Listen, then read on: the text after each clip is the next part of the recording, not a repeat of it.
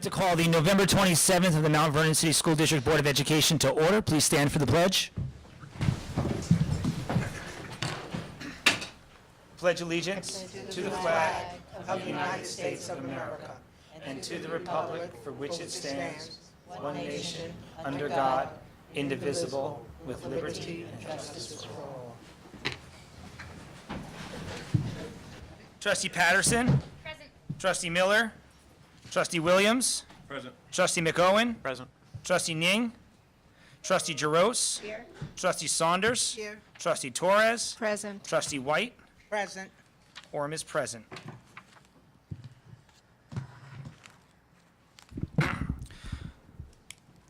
The Mount Vernon Board of Education recognizes the critical importance of community discourse and involvement in the education of Mount Vernon's children, and accordingly, members of the public are invited to speak at each regularly scheduled Board of Education meeting, subject to the terms of board policy.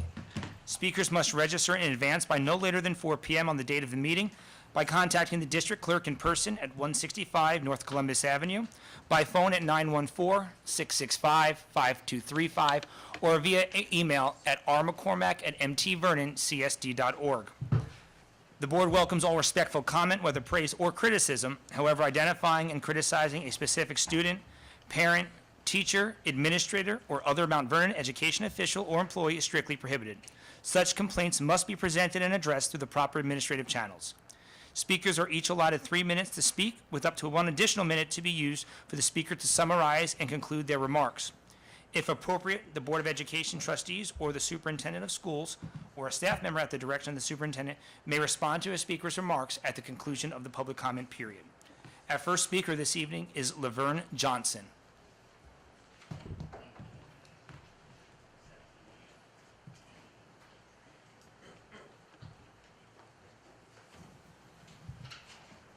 Good evening. Good evening. Superintendent, board members. Good evening. First of all, I know there are many competing priorities, and everyone believes that there should be number one. But I'm here to express my concern about certain teacher staffing issues at Mount Vernon High School. Obviously, when positions aren't filled, courses are closed, impacting career paths and/or general enrichment for students. At a recent Mount Vernon High School PTSA meeting, it was mentioned by parents that the CNA program and the choir course were not available at the high school. Considering that it was known during the year that the CNA instructor was retiring, it seems that there was sufficient time to develop a strategy to address this issue. The CNA program, I believe, is one of the more successful programs at Mount Vernon High School, designed to equip our students with marketable skills for the workplace. Our students in the program were given coursework and real-life experience, volunteering at Sunrise, just a few blocks from the school. Considering that we have at least 2 other facilities in Mount Vernon, the Wartburg and Westchester Medical, I would have expected that this CNA program would have been a high priority. Given the many challenges in our school and community, I believe it's imperative that thinking out of the box is essential to address our challenges, to come up with workable solutions. Regarding a Mount Vernon High School choir, I understand that with the opening of the Performing Arts School, performing arts students now have the opportunity to really focus on their interest in the arts. However, our Mount Vernon High School students should not be neglected or denied having a more well-rounded education, which performing in a choir, band, or orchestra could provide for interested students. I don't know if board members were aware of what I have mentioned. Therefore, I'm asking that someone look into this and report back at the next board meeting. Thank you. Madam President? Yes. Good evening. Thank you, Ms. Johnson, for your commentary. Fortunately, Mr. Gonzalez, the principal of Mount Vernon High School, is here this evening and can speak to both topics, if that's okay, Mr. Gonzalez.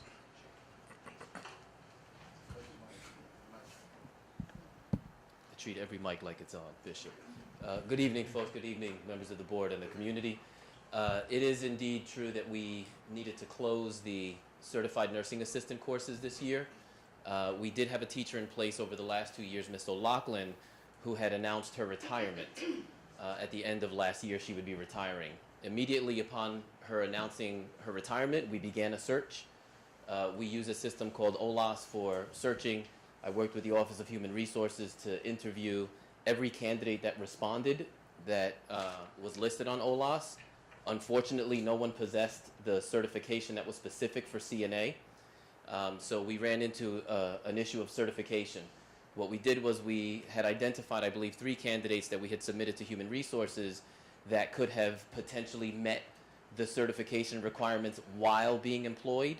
However, in order to do that, they would need to agree to be paid at the daily sub rate. So they would receive remuneration only at the daily rate that we pay every other substitute that comes in to cover classes on a regular basis. For a career changer that's leaving a position as a nurse or an RN to leave a salaried position of sometimes very close to 6 figures to agree to being paid at the daily sub rate is, as you can imagine, a very difficult decision for folks to make. So all 3 of the candidates that we had identified, none of whom, by the way, were certified, would have to work towards that certification. None of them agreed to take that daily sub rate. So in early October, I had been in communication with the superintendent regarding this, with Office of Human Resources, with Sherry Ward, the district administrator that helps with the CTE courses. So by early October, we made a decision that the children were not receiving the instruction that they needed, nor were we going to be able to find a certified teacher. In order to, at the end of the year, the program goal is, as you've mentioned, Ms. Johnson, for the students to have reached the certification level to walk away with their certification. In order to do that, they need to have practicum hours that are supervised by the CNA instructor. And because we were coming up in October already and we were missing out an entire month of instruction and practicum hours, we made a decision to close the classes. There is a prerequisite course that students must take prior to taking Certified Nursing Assistant course, and that course is called Careers in Health. We do still have 3 sections of Careers in Health open, so that the students that are currently juniors do not lose out next year. We're still searching for anyone that's certified in CNA. It is a very, very challenging area of certification to identify someone in, but we haven't fully given up on the program itself. In terms of choir, we have 1 music teacher. We've had 1 music teacher under my leadership there for the last 8 years. Nothing has changed with her schedule in terms of the courses that she offers. So I think perhaps there may just be some confusion in terms of what the Performing Arts was offering when we were so graciously hosting them in our building, but now that they've moved into the Thornton building, the vocal arts classes that they were offering went with it. So the Mount Vernon High School music program remains as is. Mrs. Gagny Kapusky, do you have anything you want to add to that, germane to this search? Thank you, Mr. Gonzalez. Good evening. Thank you for the opportunity to add to that, Dr. Hamilton. Mr. Gonzalez, in one case, I just want to remind you, we did get to a finalist who actually did agree to work through all of the steps to become certified, and then after she pursued all of these steps, she withdrew based upon salary. So again, the differentiation between her current salary as a RN in a hospital environment versus a step 1 salary for a teacher coming in for a first-time teacher was significant enough for the person to turn down the offer. But we did get to a successful candidate. Ms. Karpusky, so do we anticipate next year being closer to finding that instructor? We've conducted outreach to some of the hospitals to determine if there's any interest in individuals making that career change toward that, because we're certainly willing to help someone through the certification process. There are different routes that one can pursue in order to expedite certification of some sort. So we're going to continue to do that, and we will start again as early as we did last year. We started last year in February, mid-year, as Mr. Gonzalez noted. Nice. Looking forward to it. Aren't the candidates aware of the salaries before they before they start in that endeavor? I think as career changers, it's probably not routine for one to assume that they would know the workings of a union contract. So a union contract, for all union contracts in every district I've ever worked in, if you don't have any experience as a certified teacher, you must start at step one. You cannot give credit for a person who's never taught before. For example, if they want to come in at 90,000, if that's step 7 or step 8 or 9, you cannot give them credit for that because they haven't taught. They have to start at step 1. And I'm not sure that someone who's worked in a hospital environment or a healthcare environment would be aware of that. Yeah, but wouldn't you tell them at the get-go? Oh, we tell them when they come through the process. Yes, we do. Okay. Yeah, we walk them through that. It's a good question. Any other questions? And in everything you're mentioning, it doesn't sound very hopeful. I don't see any solution. Why would next year be any less challenging than this year? I'll let Mr. Gonzalez add, but we can also pursue nursing students who Yeah, have not okay. yet made the choices to go into healthcare environments. Sure. So in working with schools where nurses are becoming RNs, it's another option to Yeah. pursue. Mr. Gonzalez? Thank you. And Trustee Williams and Trustee McGowan, to that point, we've also pursued partnerships with other organizations. So we've reached out to specific schools that work with students that might need placement, but we've also worked with and connected with BOCES to see if maybe they have a program. We contacted the name of the place in Ossining. I can't remember, Denise, the name of the place in Ossining that has certified nursing courses for adults. So we've reached out in several ways. It's certainly something I did not want to do, but I just, in good conscience, I couldn't leave students in a course where it would have just held. And it's a 3-period course, by the way.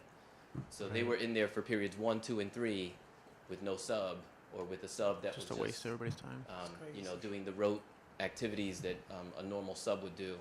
So it was very challenging. It was a very difficult decision for me to make. We're pursuing every option that we know of. So with a 3-period position like that, is that essentially a full-time thing, or is that somebody could still be a part-time RN somewhere else or something teaching this? So we may have some flexibility. The challenge is the prerequisite is the Yeah. careers in health that really should be taught by the same teacher. We haven't closed those sections because New York State says that teachers can teach one course out of their subject area. So we have 3 different teachers teaching one of those courses out of their subject area. It's a way to rob Peter to pay Paul, just to keep the students on track, if you will. Ideally, the same teacher would teach all of those sections, but there is an opportunity for a part-time instructor to come in and teach just the 3 courses of the CNA, the 3-period block of CNA. Thank you. Thank you, Mr. Gonzalez. Our next speaker is Raymond Forbes.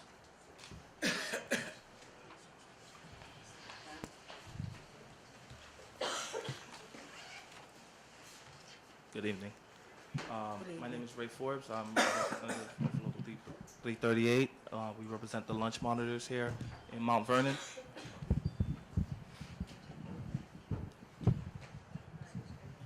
Thank you. Just want to speak briefly on behalf of the monitors. They're looking forward to ending a long negotiations. It's been taking over 2 years, and hopefully ratifying the contract and moving on, as well as continuing to work with HR to work on issues that they think that is important to their job, so they can better watch the children and do their jobs in the lunchrooms and outside. Thank you. Thank you. Our last speaker is Bishop C. Nathan Edwards. Some people want to say something, some people have something to say. I come today because I have something to say. First of all, I want to commend this board for the working together with the superintendent. I represent the United Black Clergy. We have been a great advocate for excellence in education within our community, and we see some movement upwardly We've heard some good news today, and our president sent me to commend the fiscal responsibility that you have done to help our citizens of our community, kept taxes down, providing great services. I have several hundred parents that have come to me and want to thank you for the Universal Pre-K program. It's doing wonderful. There's still a lot of children that need to be captured. There's limited resources. We hope that with the upcoming budget season that the district will see the value of educating our children early on. The state have come to our facilities with Dr. White and gave a raving review of, and thank you for your vision, Dr. Hamilton, and moving forward. And we thank you for that. We really do. I know y'all get a lot of criticism, and a lot of people have a lot of things to say, but periodically we want to tell you that you're doing a fantastic job, and do what you have to do. Please work with our community. As you continue to work with our community, we will work with you. When we see things that we feel that you all should consider, we'll come forth and tell you. The children, they still challenged with the lunches, so we ask you to look at that because more food is being disposed and being eaten, and that is a problem. So we ask you to really, when the contract come up, to either put more in the pot or just have the nutritionists try to change what you offer our children. And we do have little challenges along the way, but we're working them out. But I want to tell you, overall, things are working good, and I want to thank Dr. White.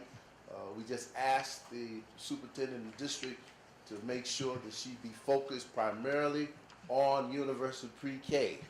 All that other stuff that she do, running from middle school to high school, we need somebody just to focus on our children, our staff, our faculty, and I got to find some money to find a director of curriculum.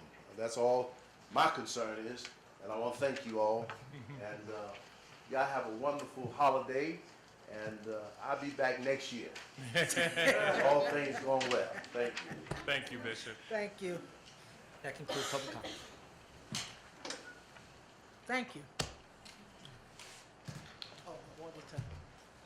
Next, we have the 218 audit presentation. Let's start. Hi, Good evening. how are you? I'm fine. How are Good you? evening. Oh, I'm very tall. That's the highest it goes. Okay. Oh, thank you.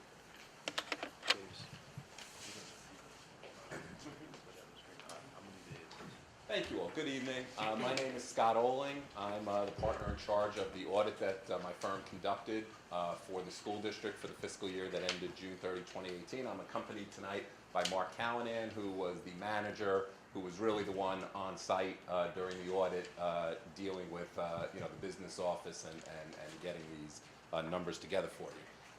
We had a meeting a couple of weeks ago. I guess it was by phone. Mother Nature interceded.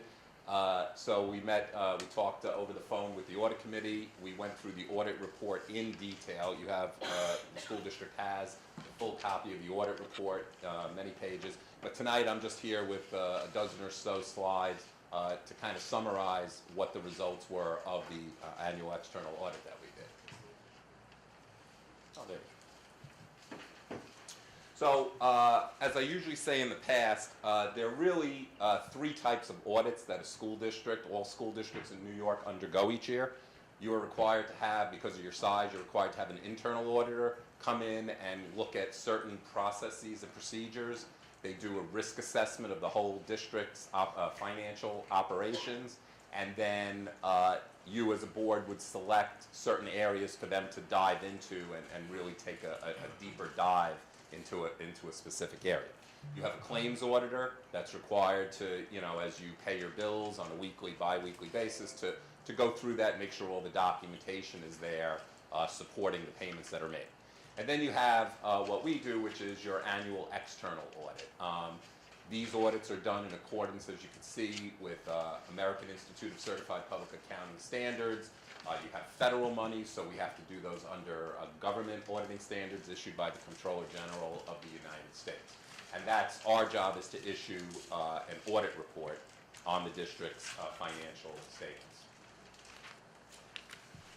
As I just mentioned, we do those audits under what are known as generally accepted auditing standards, or GAS.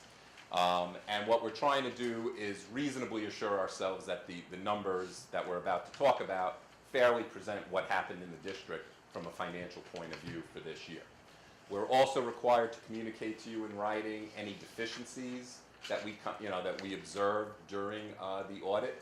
And I'm happy to report for this district that we've only identified a minor control deficiency, and we'll talk about that as I go through. We also are here to advise management to make sure that you're following proper accounting policies, proper pronouncements of the Governmental Accounting Standards Board that controls how these financial statements are required to look. And then, of course, if we have come across any fraud or illegal acts, we have an obligation to bring that to your attention, and we did not come across those in conducting this audit. So a part of our communications to you that are in the fuller document that we've provided to the district, we've issued what's known as an unmodified opinion on the district's finances. That's really the highest form of assurance that an auditor can provide any client. It basically says that we believe that these numbers that we're about to discuss fairly present what happened here in the district from a financial point of view. As I said, you have a separate internal audit function, so we're not doing an internal audit per se, looking at specific controls and those kinds of things. That we're doing the audit in an overall context, that we're basically assuming that your internal controls are working properly and those systems are generating the numbers that we are auditing. The financial statements contain a lot of estimates. It's not all cut and dry numbers. There's a lot of estimation that goes on. We have to review those estimates, make sure that we think they're reasonable, and of course, in this case, we do. Very rarely do I say that we've had no audit adjustments on an audit. Usually auditors come in, we suggest many adjustments to the books and records that we're given. Here, the books were maintained in such a fine condition that we had no audit adjustments to make. We did not encounter any difficulties in doing this audit. We would have to disclose to you if we had any problems dealing with management or anybody else in the school district. We are required to be independent of the school district, and our independence was not impaired. We are independent of the district. So now we could talk some numbers. This is a synopsis of the information, when you see on the bottom there, that appears in the full report on page 60 of the full audit report. This is a very summarized version of that. And what you see on the first line are revenues. These are the revenues to support your operations. And it's primarily made up of money from the levy of property taxes, the STAR money that comes as credits on homeowners' tax bills and is paid to you by New York State.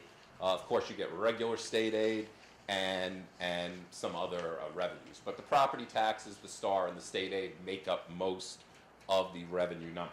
So what you could see in the original budget that had been approved by the voters for this fiscal year, that you estimated revenues at $239.7 million. In the second column, that number was modified down slightly to $239.5, primarily due to tax certiorari cases that had to be paid. And your actual revenues, you can see, came in at $239.4. So really, within $100,000 of the revenue budget.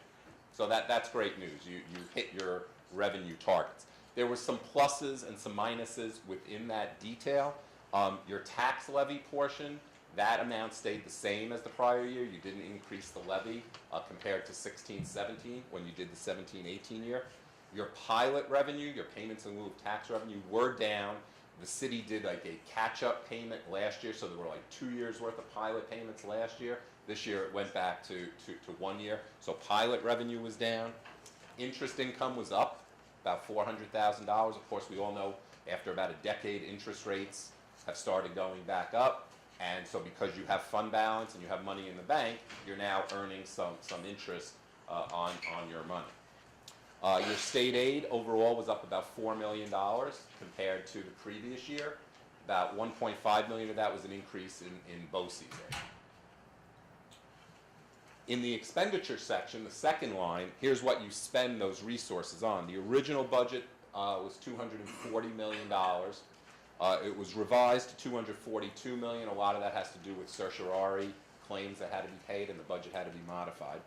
But your actual spending, as you can see, came in at about $238.7 million. So when you look in the variance column, you underspent the budget by $3.2 million, which is, really just a little over 1% savings in the budget, under 2%, but somewhere between 1 and 2%.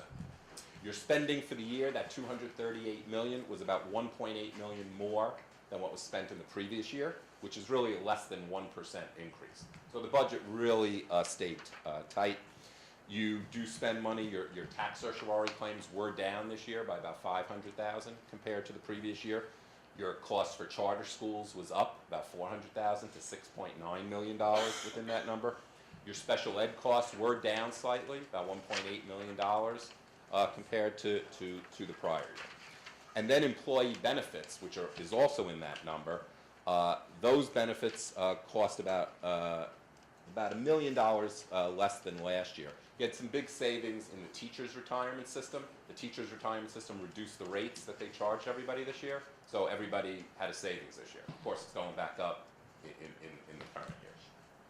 And of course, health insurance costs were up about $500,000 compared to the previous year, from $23 million to about $23.5 million. You also had the first year payment. You did an energy performance contract. Issued some bonds this past year to finance the capital projects that are going on in the district. When the bond was issued, you actually received a premium on that bond of $5.7 million. You received more than what you asked for in principle. It's called the premium. You'll see when we get to the next slide that money has to be set aside for the future debt service on that debt. And then you have a line transfers out. A lot of that money is moving to other funds. Some of it's moving to the capital fund. You still do projects that you fund from the operating budget. And some of that money moves to a special aid fund, which is used to account for federal and state grants that you get. But some of those federal and state grants have a local match requirement. And so the money comes out of the general fund and goes over to the other fund for that. So when you come down to the bottom numbers in all three columns, in the first column you see a $6.7 million figure, and that basically was the appropriation of fund balance, what you use to balance the budget. When you adopted this budget, you plan to spend $6.7 million more than the revenues that you were going to take in from property taxes and from state aid. About $6.3 million of that number is essentially what you gave back in property tax relief. So when you had the budget approved for 17-18, you said to the voters who approved that budget, we plan on spending $6.3 million more than we're going to take in, but we have fund balance, we have a savings account. We're going to plan to take money from that savings account if we need to for this budget.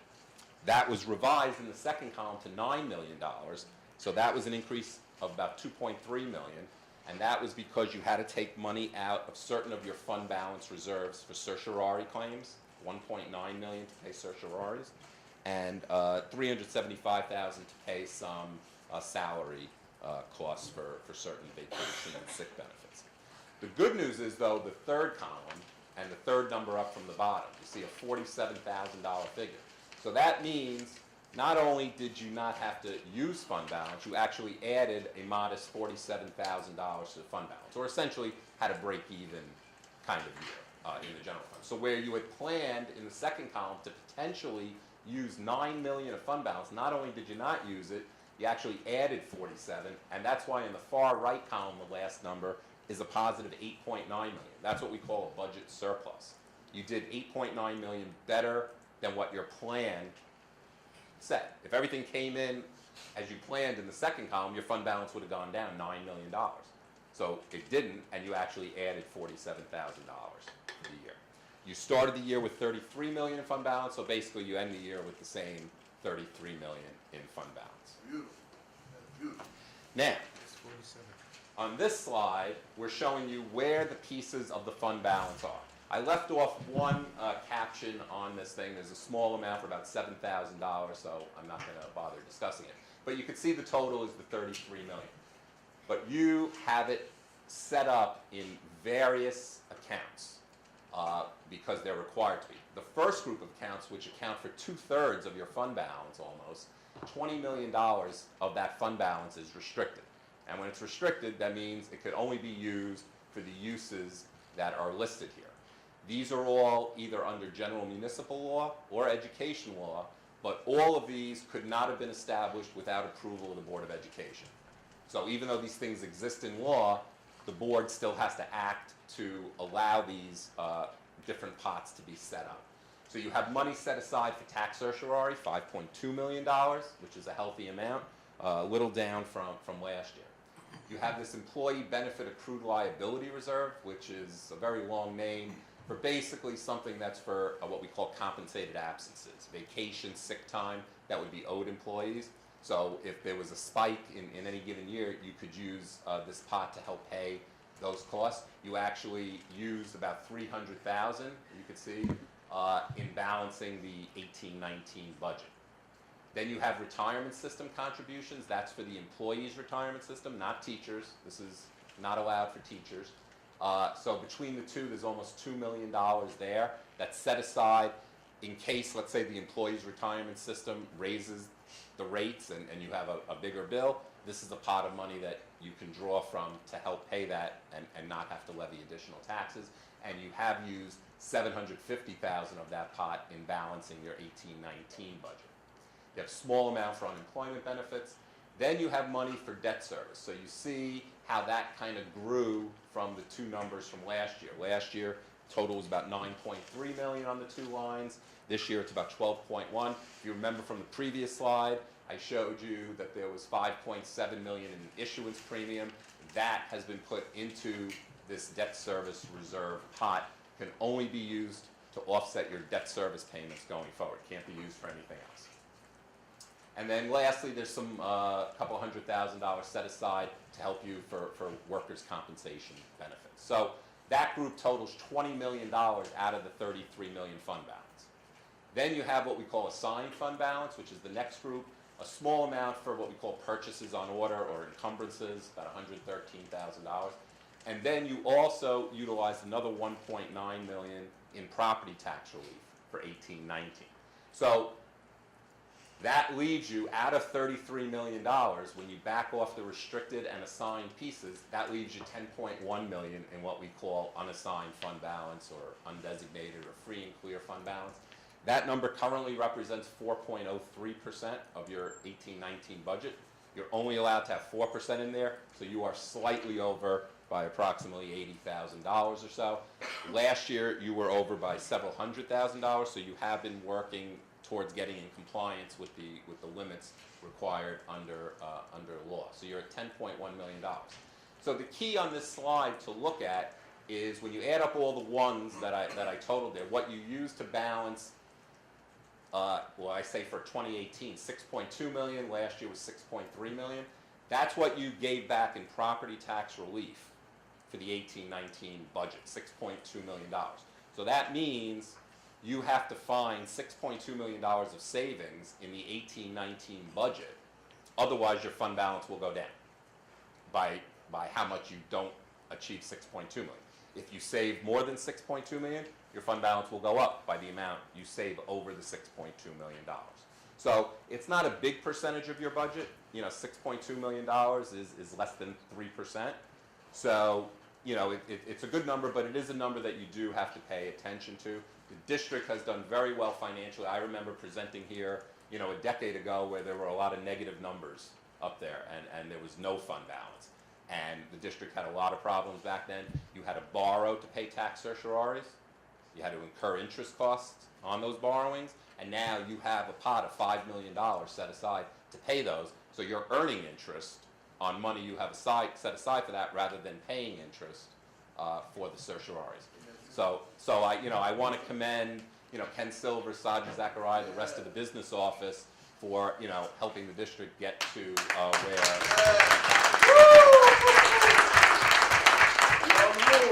And then finally, just 3 or 4 more slides. Basically, what this slide is has really nothing to do with your current finances, but it's a new requirement that came into effect for all school districts this year. It's a requirement under a GASB Statement 75, the Governmental Accounting Standards Board decides that they want you to report the present value of what you owe future retirees for health insurance benefits. There was a change because the district had been following the provisions of GASB 45 for the same thing, but now GASB 75 replaced this, and what this created this year was an increase to your what we call OPEB, post-employment benefit liability, that now stands at $279 million. What does that mean? You have to talk to the actuaries on that, but basically that's the present value of the future health benefits that you are providing to your current employees and your current retirees. So it's kind of a calculation of, if I'm a 25-year-old teacher, what is the likelihood that I will stay here 30 years and be entitled to a health benefit 30 years from now? It's bringing that cost, what's that cost going to be 30 years from now for that health insurance, and bringing it back, present valuing it back to today, because that person this year has earned 1/30th of that benefit, and it's putting that number on the financial. This number is not in your general fund. You do what we call, and everybody does, pay as you go, right? You get the health insurance premium every month, and you pay the bill. That's what everybody does. But this is a future value calculation that you essentially have no control over, other than how much employees contribute. Obviously, if employees contribute more, your liability goes down. If employees contribute less, your liability goes up. But that's what this is showing.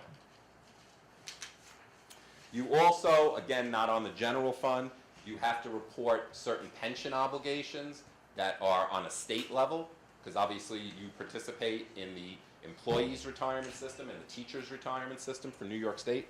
And so, just so you see in the third bullet, the New York State Employees Retirement System reported a pension liability of $3.2 billion at March 31st, 18, down from $9 billion at March 31st, 17. Obviously, the stock market had done very well at that point, and their investments in the pension plan, and so that liability came down. Your share of that $3.2 billion liability is $1.8 million, and that's been reflected elsewhere in your financial statements, that you have that obligation, and it gets adjusted each year. From the teachers' retirement system point of view, the good news is their system is actually showing an asset of $760 million, a net asset, meaning the liabilities for the statewide teachers' retirement system, which is, let's say, $100 billion, they have $101 billion in assets. That's a very good thing. I think if you cross the border and go to New Jersey, they are not in this kind of shape in their pension systems.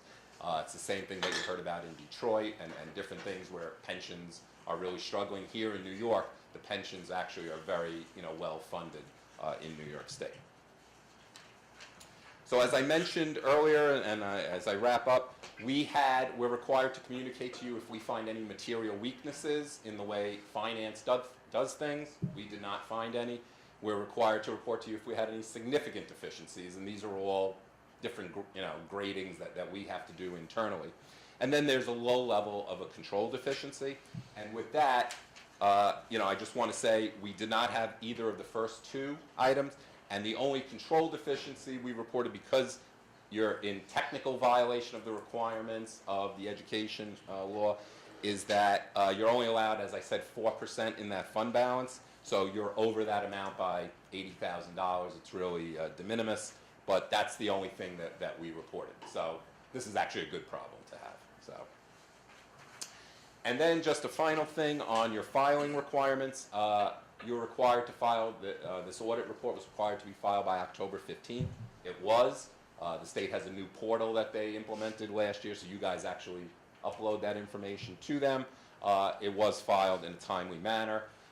In the past here, though, I will tell you, many, many moons ago, the district in filing because they didn't have the financial controls in place that you do now, and the folks that you have now. And in the past, if that audit report was not filed by November 15th, state aid was withheld in December from the school district, and it was here. many years ago. State aid was withheld, the report got filed, and then the state aid, was given to the district, I think, in March, 3 months later. So you do have to adopt a resolution accepting the audit report, the extra classroom report that we did, the management letter.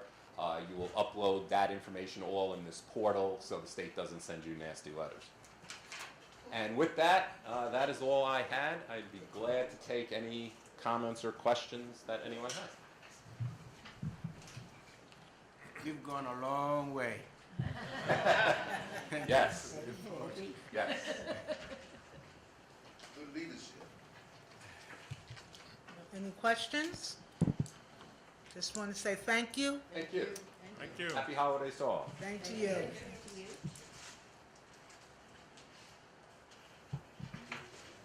should make recommendations about that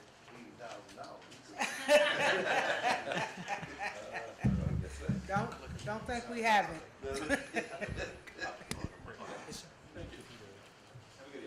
Okay, thank you again. And kudos to the committees. That's unbelievable. This is unbelievable. That's amazing. That we're such in good standings. Thank you, budget it's and audit from- committees. Everyone, I guess. Everyone. Yeah. From everyone. Okay, let's keep going. Moving on. We have our superintendent's report. Well, good evening, everyone. Good evening.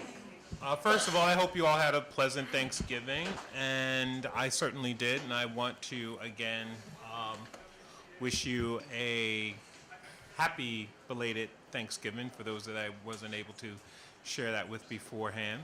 We are in the process of planning our annual holiday concert this year. It will be held on December 8th, and we really want to step up our efforts this year to provide for our homeless population. Each year we do this community engagement event, and while it's a great time to celebrate the holidays, our goal is to really make sure that we are doing something for those who are less fortunate. So while admission is free, we are asking that those who attend help us get the word out. We're looking to collect hats, scarves, coats, toys, Target gift cards for our homeless families just to make their holidays a little brighter. This year we have Notori Norton, who plays Tasha from Power, who will be our celebrity guest reader. And she will actually be singing as well. And I have some other very exciting news to share with you. I actually got a few nice things to share. We have received a preliminary report that all of our schools, with the exception of Graham and Mount Vernon High School, are in good standing. This is the first time since the state has been keeping this data, Mount Vernon can report that all of its schools, and it's not to say that Graham and Mount Vernon High School are not in good standing, they just have not confirmed that data yet. So we could very well have all of our schools in good standing. But those are the only two schools whose data is remain outstanding at this point. And we also have received report this morning from Moody's Investor Services that our credit rating has improved tremendously. I'm going to ask Mr. Silver, give him the glory to be able to talk about what that Moody rating means for us as a district, and that is consistent with the glowing auditor's report this evening. Thank you, and it's not on. It's on. It is? All right. Thank you and good evening. First, I have to comment with regard to the auditor's report to thank Saji for the efforts that he puts in late every night, year-round, year after year after year. How many years have you been here? 70? 11 years.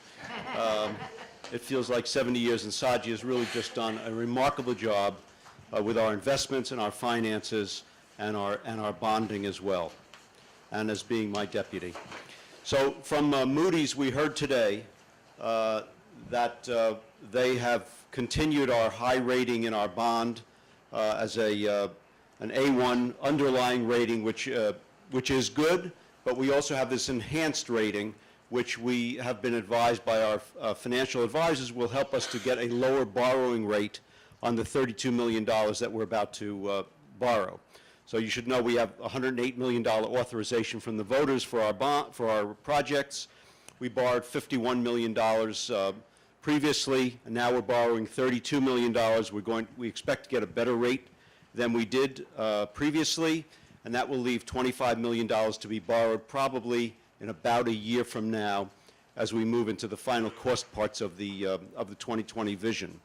So we are very pleased that the bonding has come out well. They looked at everything. They looked at the community as well and feel that Mount Vernon is on the way up, in addition to the school district being on the way up, and so they've rated us pretty highly this year.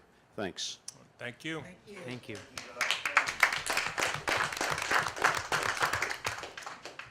We are in the midst of doing our budget defense rounds. We are about 50% done. They are going very, very well. I do want to commend Dr. Gorman for his prep work with C&I, with doing all of the prerequisite work necessary in order to ensure that our time together with our principals and department leaders are, that time is well spent. Each budget defense round is about an hour and a half to 2 hours.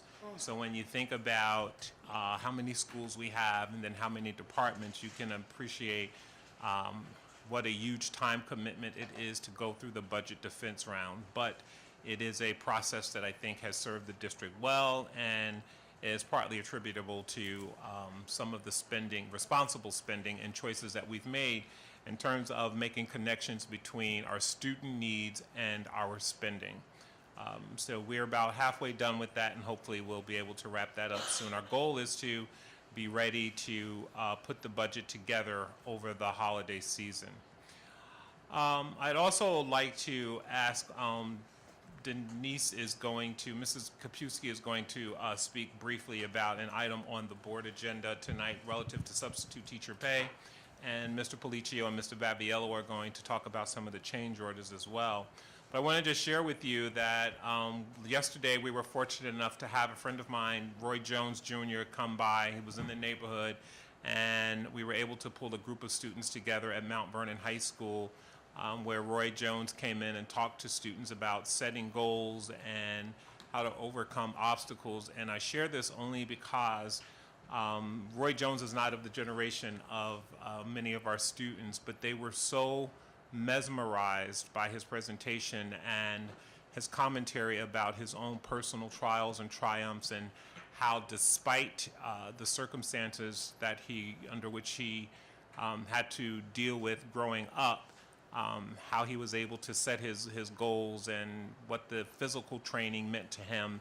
And it was just really good to see our kids so captivated by someone that, to my surprise, they were well-versed on who he was. I didn't think they would know him, but in actuality, they were well-versed on Roy Jones. So opportunities to have people who have some notoriety come into the district and talk to our students and give them another perspective on how to set goals and overcome obstacles when sometimes those obstacles can appear to be overwhelming, I think is something we need to continue to capitalize on and take advantage of.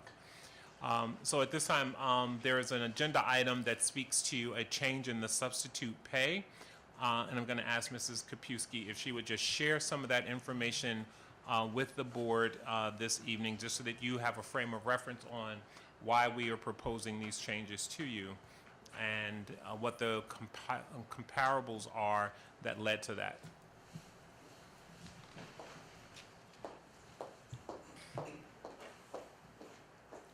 Thank you, Dr. Hamilton. And for those of you in the audience who don't know who I am, I'm Denise Gagnon-Krapewski, Assistant Superintendent for Human Resources.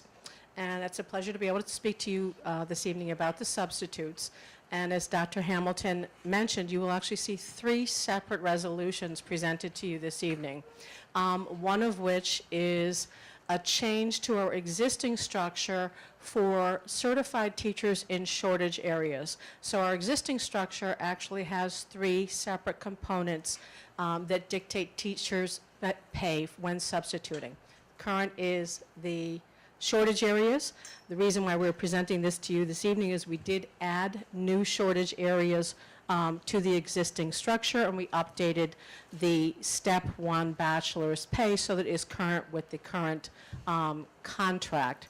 So the areas that we added, as you know, we've had a significant amount of difficulty trying to recruit for library media specialists, similar to other districts facing the same challenges. PE was also added, and that's why we are presenting that particular resolution to you. The second is a specific resolution speaking to rates for our retirees. In both of these resolutions, the shortage areas and the retirees, we analyzed with Dr. Hamilton the current language that restricted the requirements for retirees in shortage areas and retirees in general to be able to come back in and serve continuously and contiguously for a period of 40 days. We determined that we did not want to change that requirement, although for the last 4 years we've had a lot of recommendations to do that from our building principals. We felt that we had to balance what was fiscally responsible with other areas of need. And the primary other areas of need which were competing was the regular substitute rate. So in the third resolution, what you will see is a grid or a table of where we're changing our substitutes rates. We did a comparison, and I want to thank Ms. Jessica Graves, our personnel associate, for being very, very proactive in reaching out to our competitors. We surveyed Bronxville, White Plains, New Rochelle, and Yonkers, who are the 4 primary areas that we found were actually competing with our current substitutes.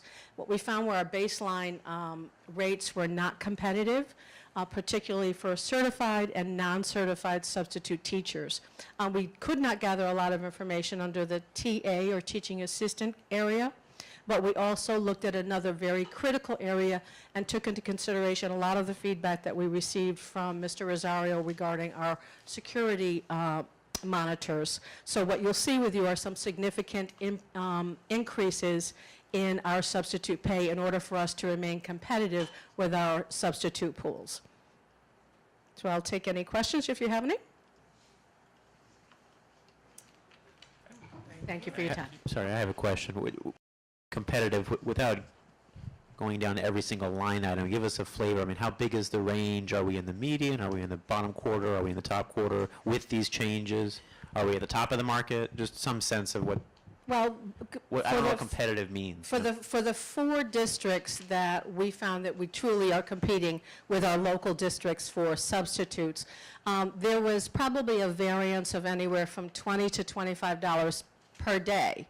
Well, at the end of the week, after 5 days, if you're substitute, that's a significant amount of money that substitutes were able to earn by going elsewhere. So within those 4 schools, we were probably on the lower end. I would say we're on the lower end of the spectrum. So we've not come up 100% to meet all of our competitors' rates, but we closed the gap probably within, I'd say, 75 to 80%. So we are definitely going to be much more competitive in terms of being able to attract and retain our substitutes. Okay. Does that answer your question? All right. Any other questions? Thank you. Thank you. And we're going to ask Mr. Policio and Mr. Baviello to speak about several of the change orders on the agenda this evening.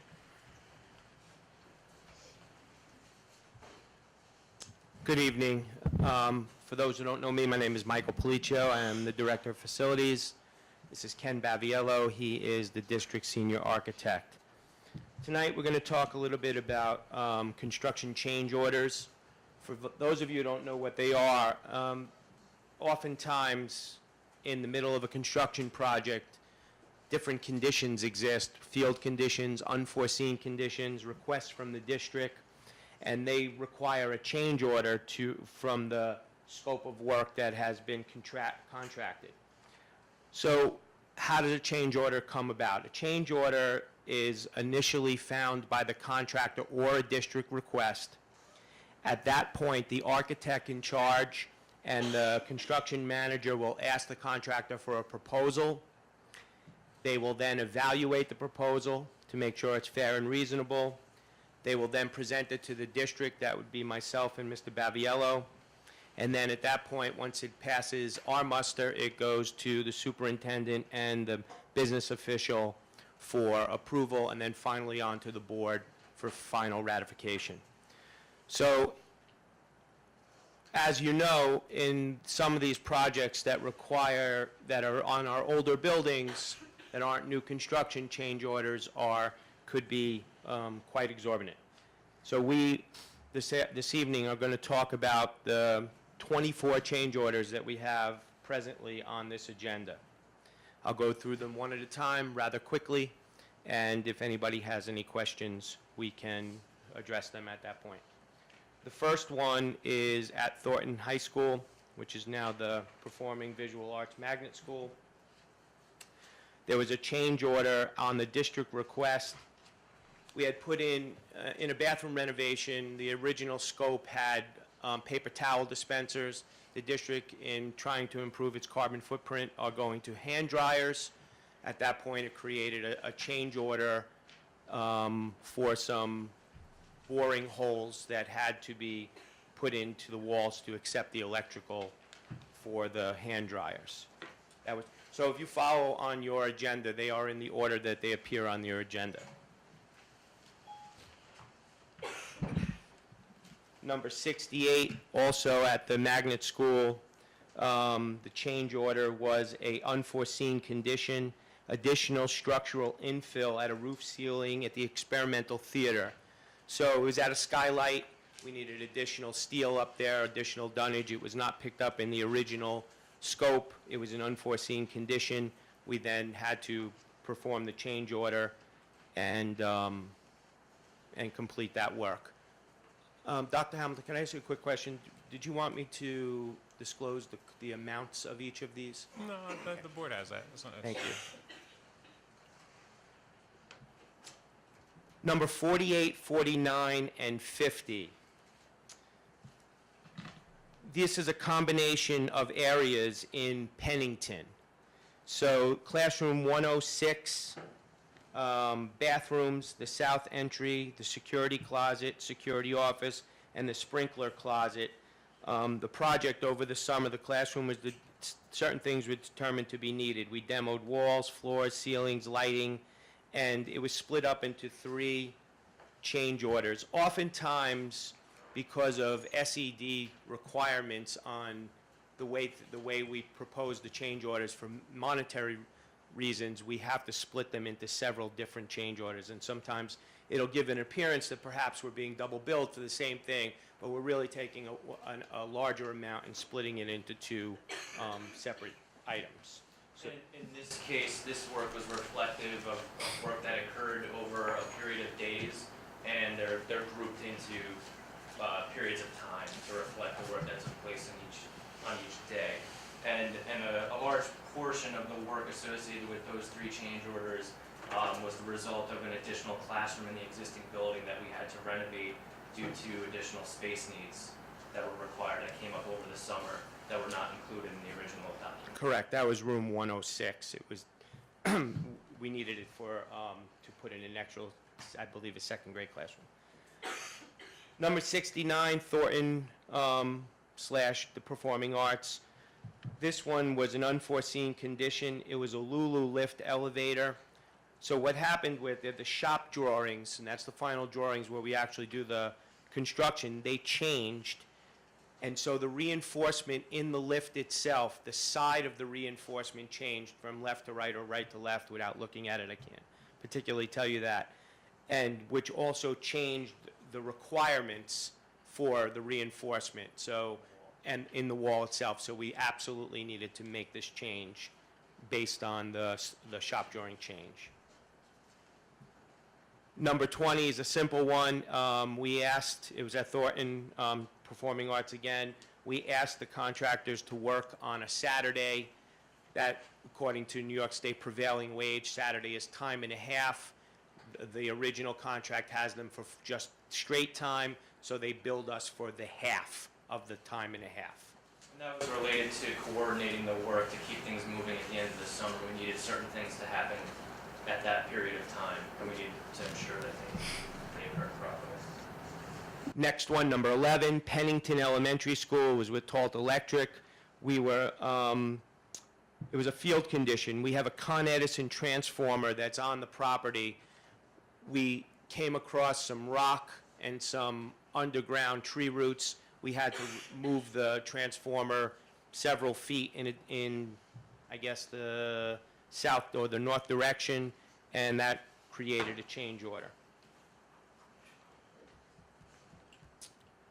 Pennington, Talt Electric again. It was a found field condition and a district request, so it was a combination. This is back to room 106 again. After abatement, the original building design, we did an abatement in 106. We had to move some electrical conduit around. And in the original building design, they had the lights for the new classrooms and for common areas only to be shut on and off at the panel. So that is very cumbersome. It's often dangerous if it's not somebody who can actually navigate through the panel. They may shut off a wrong breaker. So we had switches installed in each of the areas, which created a change order. Number 13, Pennington again, Talt Electric, found field conditions. So we put in, why don't you take this one, Ken, because we talked about the kitchen and the panel boards. Similar to what Michael was just describing, there was also equipment serving the kitchen that was originally called to be reused. When the electrician was performing the work and we got the final equipment cuts, it was determined that those existing panels wouldn't be adequate, so we had to make that upgrade as well as provide new switching for that equipment. But in this case, as in some other cases, whenever possible, we reused the panels that we removed from Pennington in another location. Thornton School, Talt Electric again. This has to do with fire alarms. It was a field condition to ensure the proper interfaces between the new and existing conditions.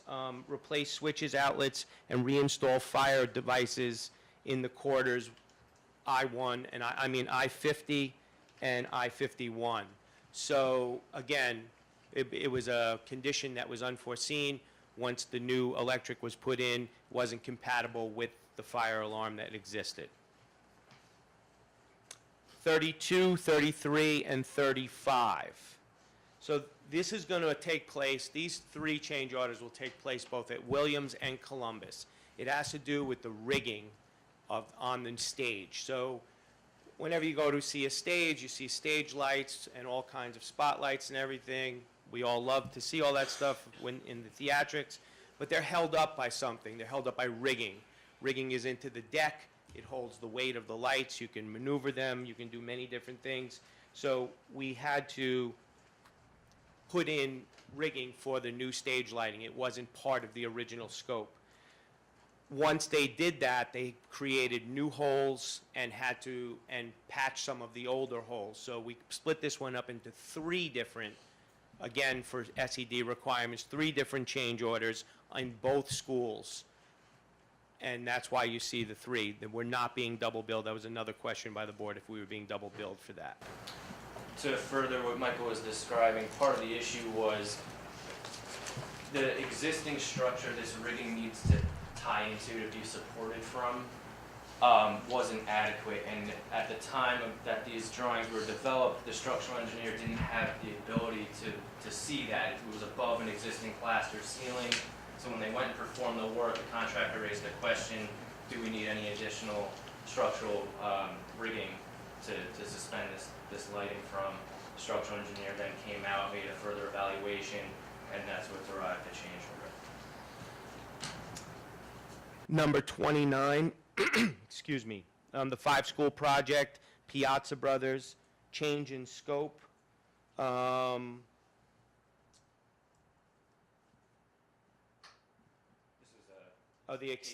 To extend casework. So when we bought original casework, there were gaps, and in order to put the gap, to close the gaps in the casework, we had to do additional carpentry, and that resulted in a change order. The casework, so the cabinets along the walls, etc. were bought on state contract Right. ahead of time. And during the course of construction, some of the walls had to be relocated for one reason or another.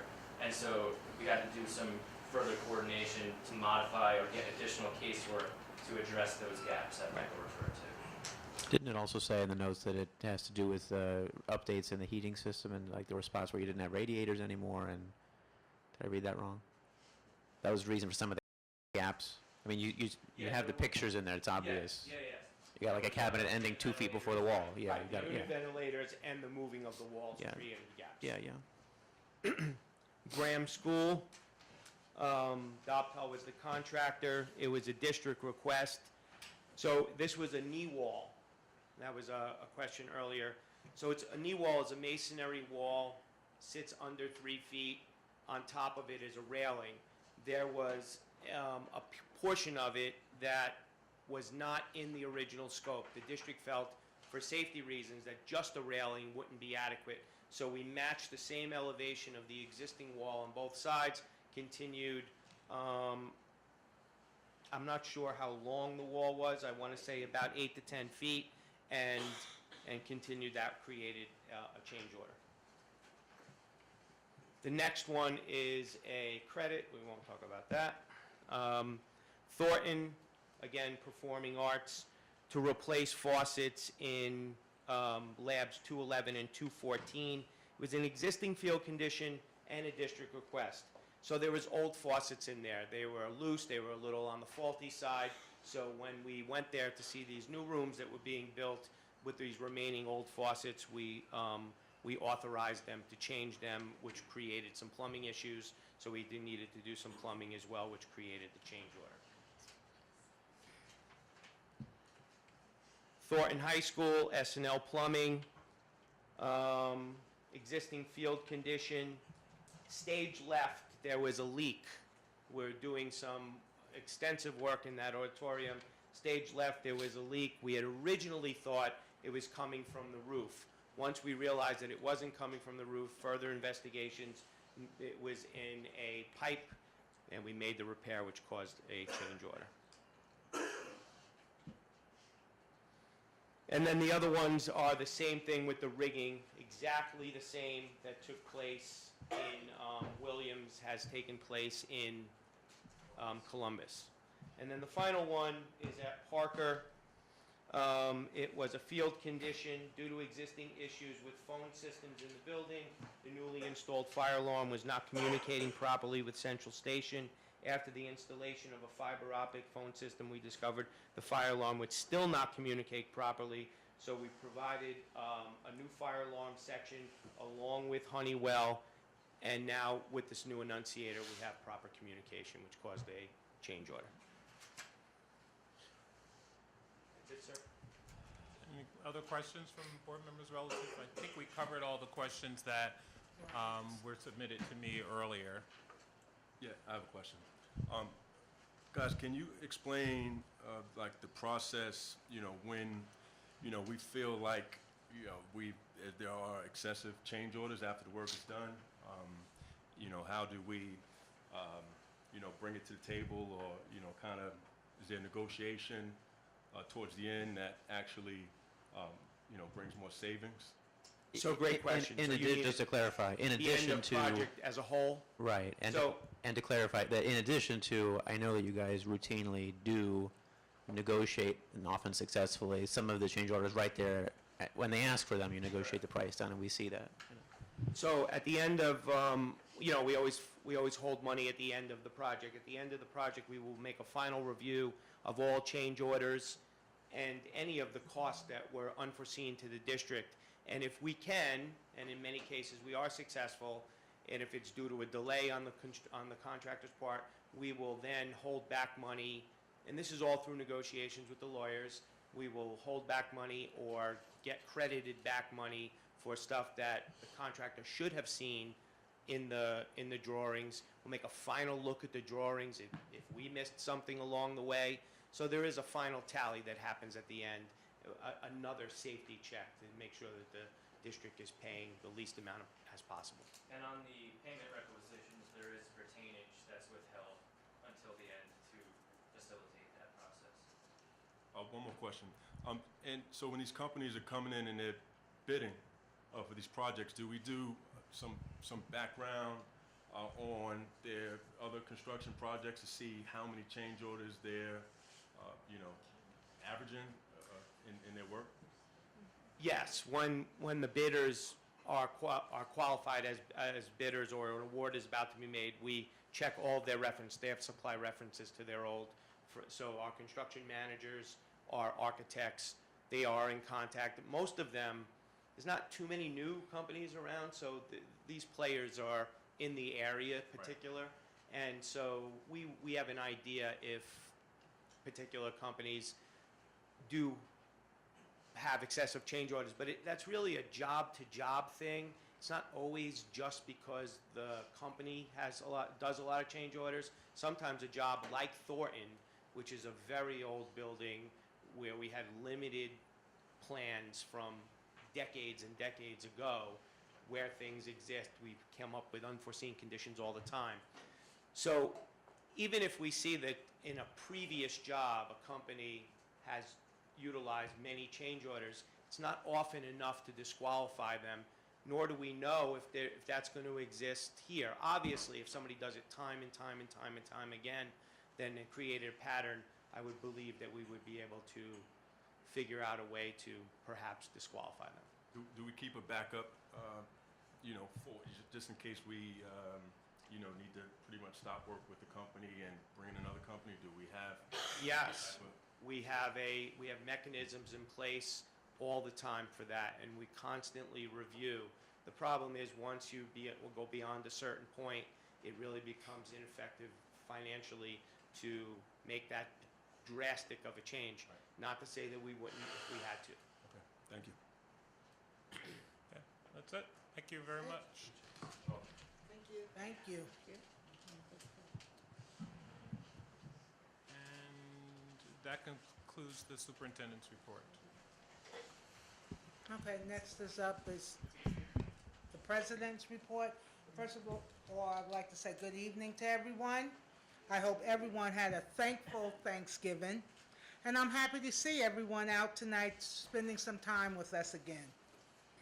As I said at the last meeting, I would like to give some highlights of what are some of the things that are going on in our districts. One, test scores. As we all know, all our test scores are up. Two, graduation rates are up. 47% of our children graduates are going to a 2-year college. 48% are going to a 4-year college. And the rest of them are going either into the military, trade schools, or seeking employment. We are still a long way away, but we are heading in the right direction at this time.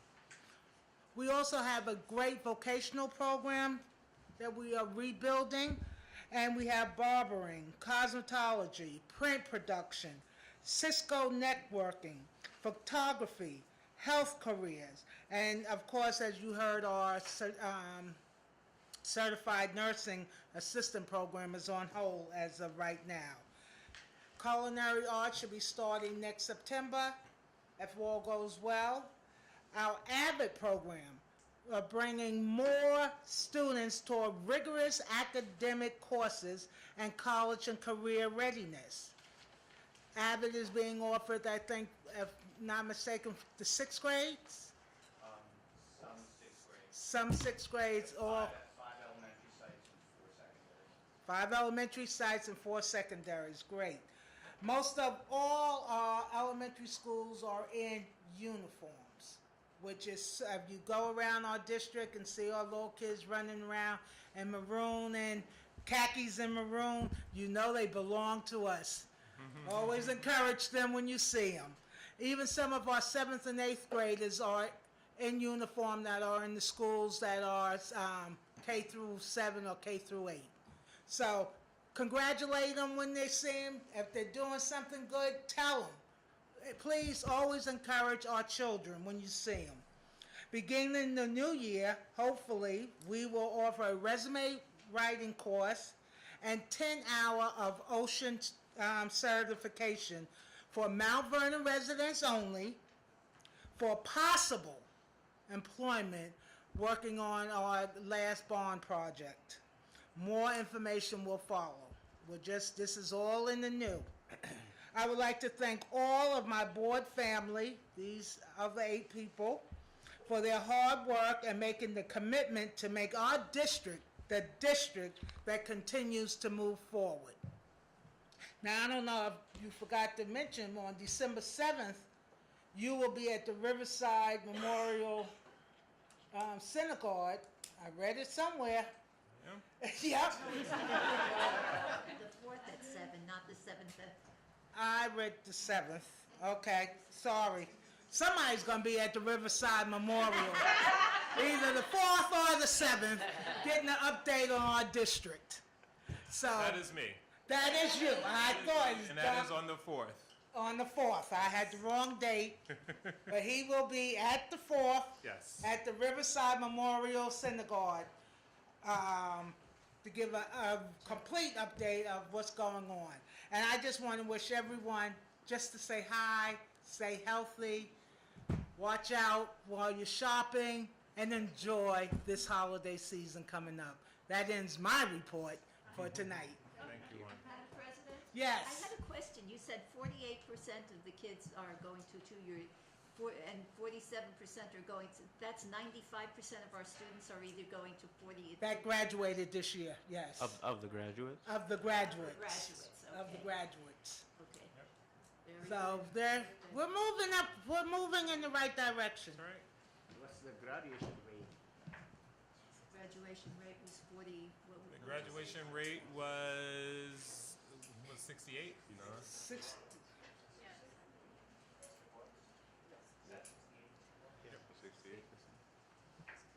Getting, peaking up. so we're moving up.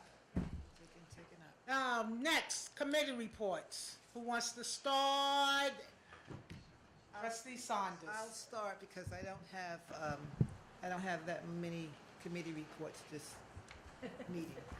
I had my special education committee November 14th at Rebecca Turner School. And I'm sad to say, I think we had more staff there than we had parents. We had a whopping 4. But they had a good time. They had stations around which they showed children how to, emotionally settle themselves and things like that. So we have a plan for our next meeting, which is going to be December 19th, which will be here at the Board of Education. Rachel has a plan to get some parents out, so more to come on that. Okay? And that's all I have for my committee report. Thank you. Trustee Patterson.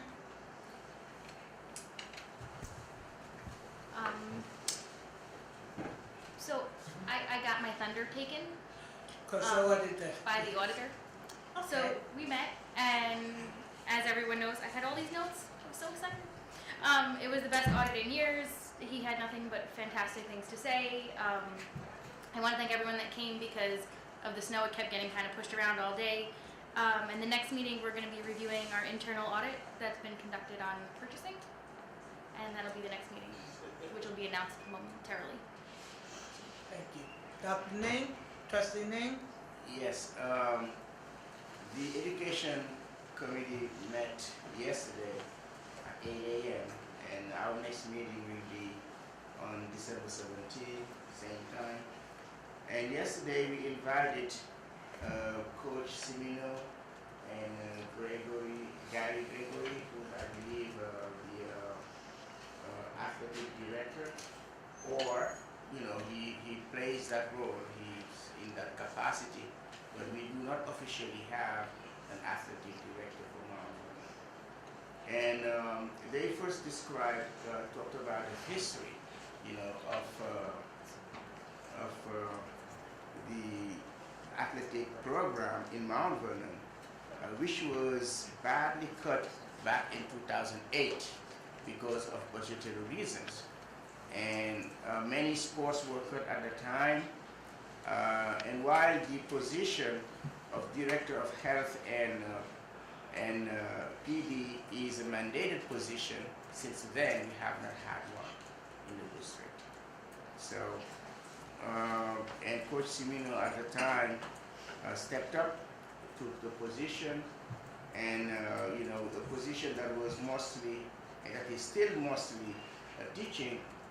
He has, in order for him to do, to take over the role of athletic director, overseeing all the programs, in addition to the basketball program, which has been the most successful program, sports program, have to take a position of teaching.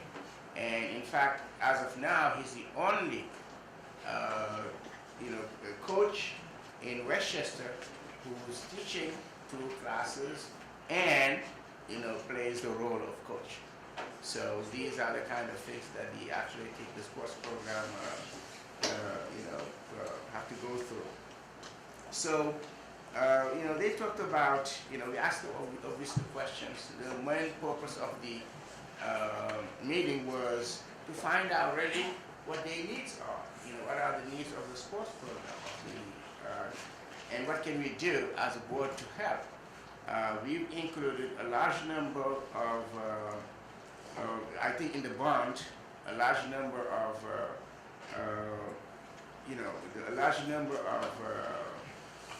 looking at the sports, the fields, renovation of the fields, like the swimming pool, Mount Vernon field, and originally Davis was included. Davis, field was included, but I think had to be, cut for some reason because of some adjustment that needed to be made. And so the needs are great in terms of materials, in terms of facilities, in terms of renovating the fields, creating new fields. They talked about how the weight room at Mount Vernon High School is so dysfunctional. All the programs use it. We have one weight room, and obviously, in the past, I heard that they said that a few years ago, we had ordered, very heavy machinery in Mount Vernon, and they were never assembled. They're sitting in one room, on the 2nd floor or 3rd floor in Mount Vernon High School, and they were never assembled. And these were new at the time that they were bought. So, what can be done, to really take care of such situation? They gave the examples of some schools, district in Westchester, nearby, which, don't have not just one gym, but 2, two of them, because of Title IX, you're supposed to have, additionals for women and for men sports. And here we have one gym, and people have to rotate. Of course, it's going to affect their performance, especially the football team, and how much time they have to practice, and so on.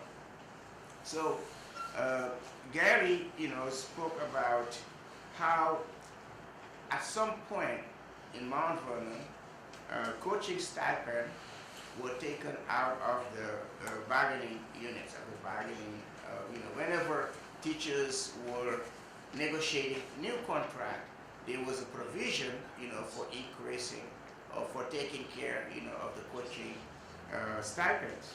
Now, the consequences are this. We have only 2 phys ed PE teachers who stay in Mount Vernon and coach in Mount Vernon. Other than that, everybody else, all those PE coaches, they go to other schools, or this district after school. So what can we do to keep them here? Because of the connection that they have with the kids already, it would benefit greatly those programs if we had the phys ed teacher in every school stay as a coach in the after school program, after school, for extra pay, of course. But because we don't offer them, or the stipend have been stagnant for this many number of years, they prefer to go to a more competitive district that pays them more. So, and that was one of the issues that came up. Why, as we negotiate contracts for teachers, we do not include stipend for coaches. So it makes sense, you know, because of the connection with these phys ed teachers have with the kids for them, you know, to stay and coach them. The second item they spoke about was making, you know, how can we convert, for instance, Davis into a field, because with expansion, our program from elementary to K through 8, you know, we're going to need to develop feeder programs for the high school. So, in doing so, we would need to improve the gyms that are already in the in those elementary schools, which are not really adapted to accommodate 8th graders, for instance, you know, or you know, students who are older students. So I believe that we did speak about these issues when we were working on the bond, but then at some point again changes were made, and you know those were not addressed. So there is a lack of field space. They would like to organize a competition between the middle schools, and then perhaps, so this would be like intra-city, you know, intra-district, and perhaps also expand to other districts as well. Then it creates conditions, you know, transportation issues, meaning, you know, additional pay because of moving. There was a time, for instance, I gave an example, when Thornton students used to walk from Thornton High School to Mount Vernon High School to play basketball or football. Now we had, at the time, the bus, Mount Vernon bus, you know, was not functional. It has become functional, and now those students, you know, are taken every day that they have practice from Thornton to Mount Vernon High. So transportation issues would help, you know, these are things that we need to address. So there was a time when we had what we call athletic academic counselors. Everybody knows how important academics are for, you know, for our youth in terms of, you know, especially those who play sports. They need counselors, you know, who would advise them on, you know, regularly, because counselors in general are overwhelmed if they have to take care of everybody in the school. These need very special counselors. How much does it cost? There are 3 seasons. It costs about $3,000 per season per counselor. How many counselors are needed? 2, you know, now, obviously, Coach Simino has been playing the role of counselor without pay, because, you know, he's been following this student. He's been making sure that academically, you know, they are sound, that they're able to graduate and go to college, you know, and so on. So these are some of the issues that need to be addressed. So everybody you know, I believe that we all need to understand what the benefits of playing sports are, you know. For adolescents, research shows that they do better academically, you know, because it requires a lot of energy. It teaches them problem-solving skills, teamwork, fairness, physical health benefits. It boosts self-esteem, self-confidence, okay? And you know, more importantly, it helps them manage emotions. So teachers can really take advantage of this to kind of control, you know, classroom behavior. You know, it teaches them social skills, patience, you know, all of those, perseverance. It's needed. It's not like, you know, playing sport, you know, of course it's associated with a cost, but a necessary needed course for the benefit of these youth. In that sense, I believe, and Dr. Gorman suggested, that you know, maybe some form of workshop need to be given to principals so that they understand really the value of, you know, organized sports, you know, in the schools. You know, how they should put it as a priority in their budgets. You know, and as a board, you know, I believe that we have a consensus and agreement that, you know, we need to take action, We need to help these kids. For many of these kids, it's their only hope, perhaps, to get a scholarship to attend some college. And so, it is, and we have a tremendous upside here in Mount Vernon, in terms of academics, in terms of athletics. So the only two areas that are really working are basketball and track and field. Okay, with the swimming pool being ready now, maybe we can have swimming teams. Then we can develop also volleyball teams. Dr. Gorman shared with us the number, the status of the different type of sports, that are in Mount Vernon. So this is just the beginning of the conversation, to really address this need. And our next meeting, we would like to know about the status of the vocational. We know, I'm glad that you mentioned it.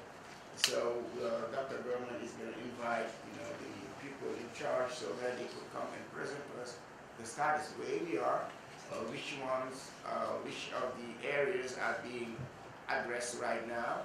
And there were proposals that were made before, I believe a year ago or 2 years ago. We haven't heard about those. Maybe they've been implemented, maybe not. So we asked very specific, questions about those. And hopefully, the changes and positive changes in Mount Vernon will continue.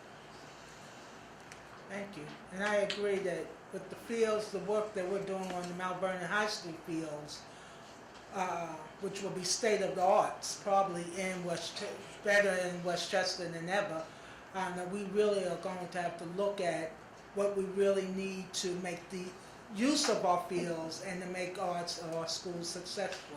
So it might be raising the stipend. We'll give up our salary, right? We're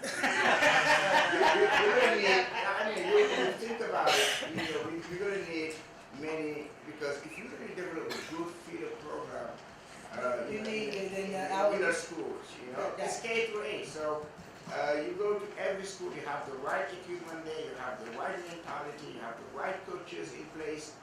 I'm telling you, you will see very much high improvement in academics. Yes. As well. Thank you. That was a great report. Trustee Williams? Hello, everyone. The Student Activities Committee met on November 26th with Dr. Gorman. We discussed leadership opportunities for all students, including special needs, at risk, advanced placement, and all students in the district. We also discussed community outreach as far as reaching out to the Mount Vernon Recreation Department and the Youth Bureau.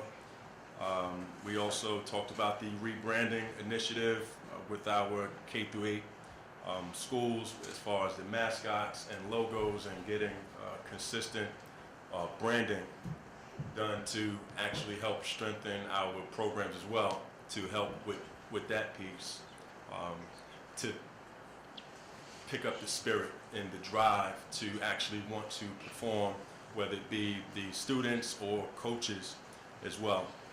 And I don't want to take up too much time, and it's just a matter of, in my opinion, what's going to make it work. It's just, we have to understand, it's like how's a car run? You can put premium gas, however, that's just one small element as far as what it takes. And just like how a successful district runs, you need the resources, you need the effective, efficient programs, you need great leadership, and you need the community.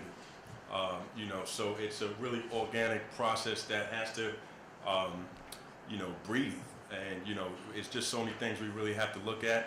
Stipends, I think that is something, in my experience, if you really want to coach, then it's really not for the money. It's a great initiative. However, you really have to be motivated by great people. You have to, it's the eyes, it's the children, when their eyes light up in the disciplines that they have. So you're so right when we have to actually structure great feeder systems, so when they do get up to the high school program, you have coaches say, listen, I'll do it for free. These kids are great. It's the disciplines. You know, if they don't have these disciplines going up to these, get to these teams, then the motivation drops and they're gonna look to go out of district. So there's many things to look at to strengthen our programs. And it does have for so long, when we talk about athletics, sometimes people think that we're not talking about academics. And I'm here to tell you that there is a direct correlation with academics when you can actually add the motivation to these students. You know, imagine K through 8, and we working on the mascots, Trust McGowan, and you know, so you have the Rebecca Turner Eagles, and talking about Brandon, and we're talking about signage. So when children come to school and they see the Eagles kind of hanging from their schools, and they know there's tryouts for the Eagles, they say, I want to be an Eagle. And when we say, okay, well, to be an Eagle, here's your list of priorities. You know, or we get to the middle school, Benjamin Turner, you know, we get them their brand and say, well, listen, you want to be here, here's what you know, here's the criteria. You have to be to class on time. All of a sudden things change. So now the students that, you know, oh, I can't get to class in only 2 minutes. Oh, well, you know what, do you want to play on this team? Yeah, I can get there. They're there on time. So it's a lot of things there. So the outreach as far as with the recreation department and the youth bureau is kind of based on just assessing what programs that our city offers. Sometimes we offer the same programs, and sometimes we can complement each other and kind of look at policy and see, okay, well, how can we help our Razorback organization who may need field time to actually strengthen the city youth program, so we can actually, you know, make that connection where we, you know, we make sure our varsity programs know our city programs on a first name basis, and we reach out to our, you know, city officials and say, listen, we would like the same. We want the joint meetings to happen. Soccer programs, you know, it's just so much collaboration that needs to be done to make sure this is a healthy process. I also attended the High School of Choice event on November 14th, and that was a really great event. Teachers, administrators, principals had really nice displays about, you know, pretty much what their school has to offer. I was there as a board member, and I was also there as a parent. You know, I have a daughter who's now in 5th grade, and she's gung-ho on Thornton, and she wants to go into the performing arts, you know, tracking. And it was really good because I'm, you know, sitting there talking to the representatives there, and they gave me some really good insight as far as what she needs to have coming into the performing arts program, and it's the disciplines. So that we bring that back to the meeting, and as far as different maybe clubs and activities and programs that we may have to instill in our K through 8 schools to actually help with this transition going into our high schools of choice. It was, I think we televised it, right? So we got some, you know, we had a pretty good turnout, and then there's an additional turnout that we really can't quantify because we don't know who's watching.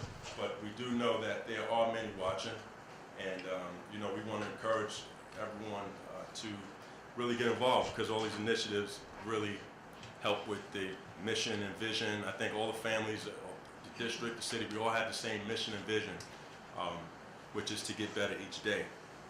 And you know, so attendance-wise, I think we can use the newer technologies to help with that. I think we can go live at certain events where we don't have, you know, a great attendance. However, if we have a mechanism in place where we can go live and we give parents the opportunity to actually comment from their phone, to see what's going on and have questions, you know, from their home, and we can actually give credit there as well as far as attendance. Also, yesterday I attended the Microsoft workshop, Microsoft Office Suite workshop at Hamilton. This was on the PowerPoint intermediate course, and again, it was had a decent turnout. Could have been a lot better. However, it was the range of parents and some students that was there, you know, picked up some really good information. And, you know, it's important for the community to know that we do try to put really good programs out. However, if we don't get the attendance, then a lot of times the really great programs have to be replaced. So, you know, that's just, you know, another reason to stay involved, stay active, so we can actually help each other. It's, again, an organic cycle. And lastly, so for that Microsoft Office suite, I was there also with our parent liaisons, Cherie Aline and Corinne Lewak, and who did a really good job helping our parents as well. And I think something that most of our community does not know is that we as a district, we offer the entire district, every student and all parents, a great opportunity to get the Microsoft Office 365 suite. So it has Excel, PowerPoint, all these different tools that you can use, and the tutorials are there so you can kind of learn from home for free, which is like a $500 value. That's great. So, I mean, I could just imagine if we really took advantage of that, I mean, we're looking at, you know, significant contribution, savings, and, you know, all you have to do is actually go to our website and you'll see it right there, Microsoft 365. You click on, you'll put in your student password or some type of code, and boom, you have the program, and you can upload it to at least 5 devices. So, I mean, it's just, we just offer, we try to really offer the best services for what we have. And I think that's our obligation because, you know, we're using our tax money, and we want to make sure we kick back a great value. We don't have a scheduled meeting for the student activities yet, but we will keep you informed. Thank you. Can I make a connection to, Yes. you know, what we just spoke about? Coach Simino, you know, spoke about how in 2008, when there were all these cuts, he helped the district raise $1 million to sustain, you know, all the programs, or most of these sports programs. So how could we help, you know, I do the same thing? I think the two, you know, your group and, you know, can work together, I believe, to either develop proposals for a grant, and we did mention that Dr., you know, how, you know, Dr. Busey could probably help in you know, getting, you know, this. That's grant money that he's talking about. It's not, yeah, you know, so the grant money, for instance, to get going all these after-school programs, and then later on, as we move toward, see how we can use now budget to sustain those programs. Because that's a lot of, you know, most of the time that's how you begin a grant. You begin a grant to develop the program while working out a system of sustaining it, you know, with regular funds or with some other funds. But again, you know, engaging the community, the alumni of Mount Vernon, the entertainers of Mount Vernon, people who came from Mount Vernon to come back here and help, I think, you know, is, you know, has to be a priority for this board.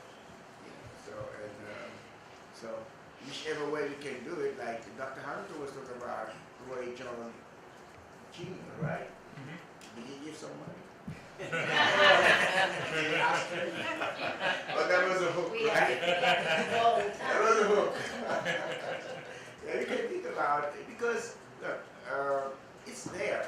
You know, it's reality. This is how, you know, we get some of these things going for the benefit of the children. It's about students, about student success.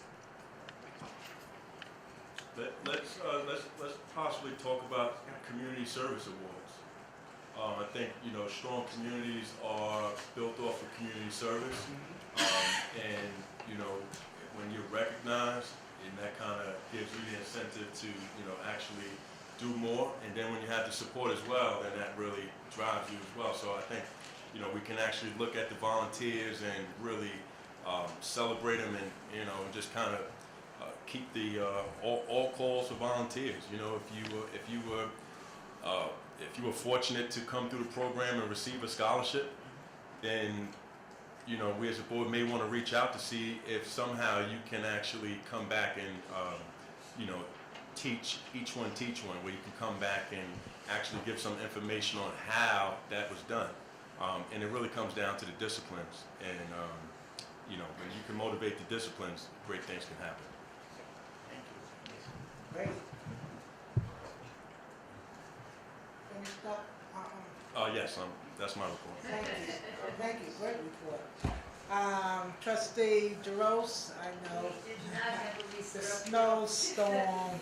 Yes, we did not have a restructuring committee.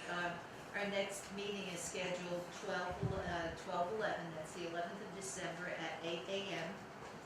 And we invite all to attend. Thank you. Trustee Torres? I do not have a report of the Budget Committee. I just want to invite everyone to come to the next meeting, which is scheduled for Thursday, November 29th at 8 a.m. here in the district. And Trustee McDonald? The Policy Committee is scheduled to meet at 8:30 on Thursday morning to review the revised draft of the grading and retention policy and the other updates. I have some other updates to discuss based on the conference we went to. Yes. It's 8:30? 8:30 Thursday. This Thursday.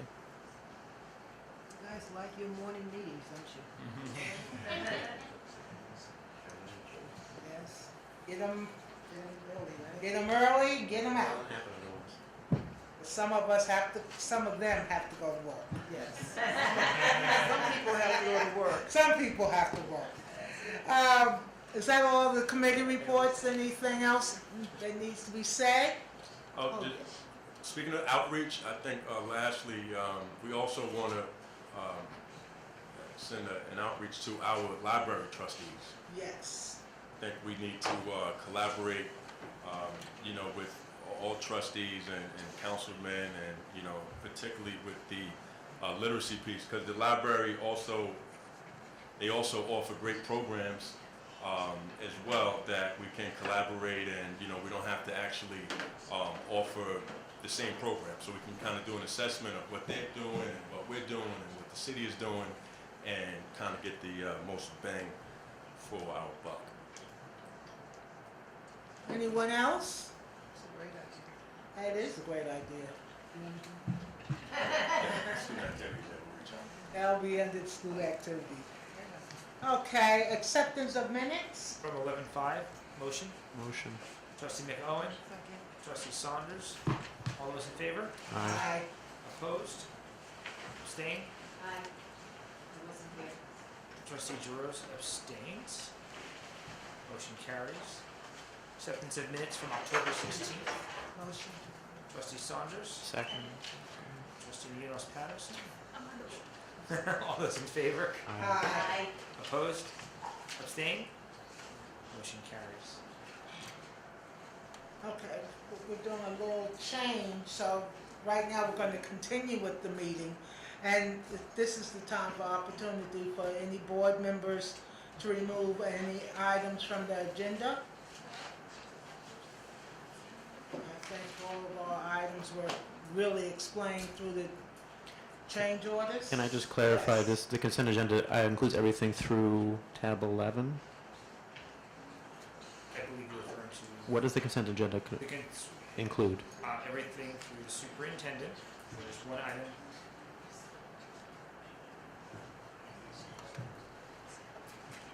That's what it is. It's on. Okay.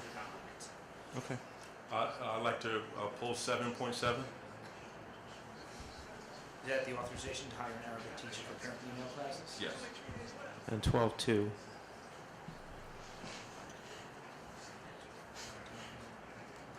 12.2. said 12 is not on the consent.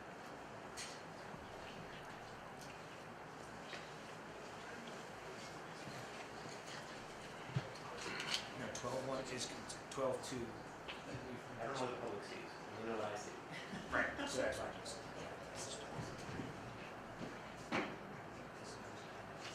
Anyone else?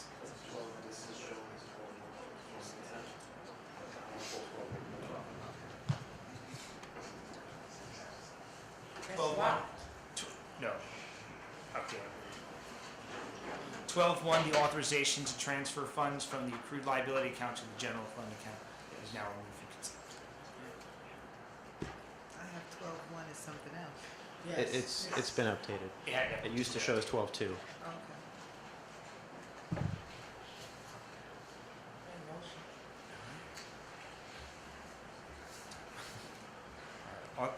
Motion to approve the items on the consent agenda. So moved. Second. I, Trustee Torres and Trustee Saunders. All those in favor? Aye. Opposed? Abstain? Motion carries. 7.7.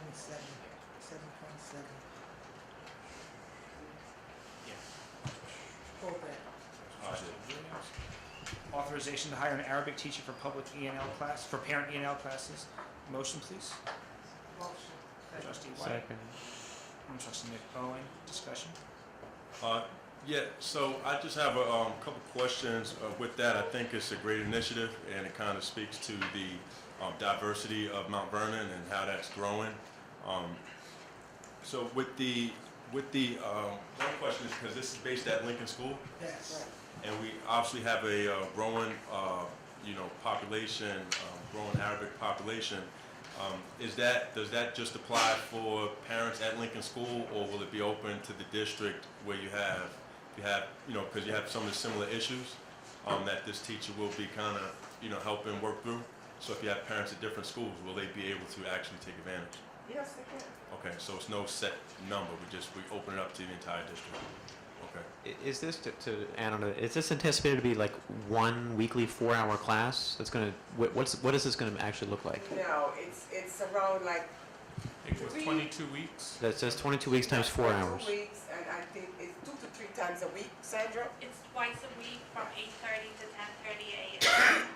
As of right now, in combination with preschools, for our first meeting, which wasn't advertised, we had just said, if any parents would be interested, and we already had 13 families show up to our first meeting where we had a parent who is Arabic speaking volunteer to see what the needs were within the community. So we thought that was a terrific turnout considering we hadn't actually put the program in place. We had met these women specifically through parent breakfasts at Lincoln School. And then we realized that there was a greater need out in the community. Our principal was very gracious, said that she would host the program to begin with and see where it goes from there. And again, we had 5 mothers in our school, but on the day of the first class, we had 13 parents show up from a combination of the schools. Nice. And this is approved by the New York State Title III funds. Right, this is covered by a grant. Yes. Thank you. Okay. All those in favor? And, no.